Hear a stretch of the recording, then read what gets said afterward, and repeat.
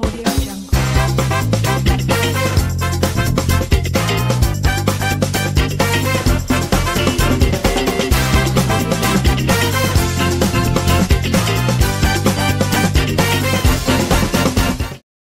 নমস্কার বন্ধুরা, শ্বশুর বৌমার রান্নাঘর অ্যান্ড ব্লগ চ্যানেলে সকলকে স্বাগত। আশা করি আপনারা সকলে ভালো আছেন।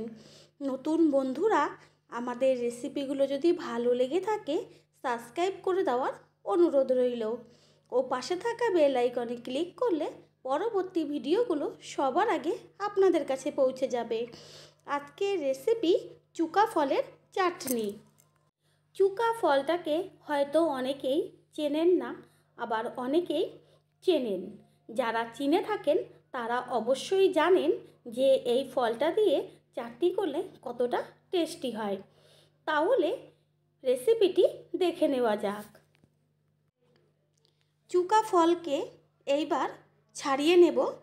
এই ফলটাকে কে কে চেনেন অবশ্যই কিন্তু কমেন্ট বক্সে কমেন্ট করে জানাবেন। এবার চুকা ফলটাকে কিভাবে ছাড়াতে হয় দেখাবো। চুকা ফলের ওপরের পাপড়িগুলোকে খুলে নিতে হবে, আর ভেতরে যে সবুজ রঙের বীজটা দেখা যাচ্ছে আর পেছনের অংশটা ফেলে দিতে হবে।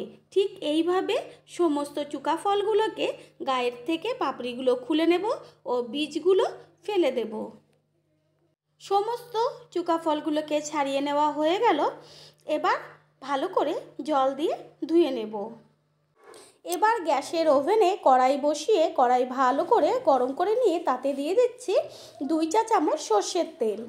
আর তেল গরম হয়ে গেলে ফোড়নে দিচ্ছি শুকনো লঙ্কা ও সর্ষে।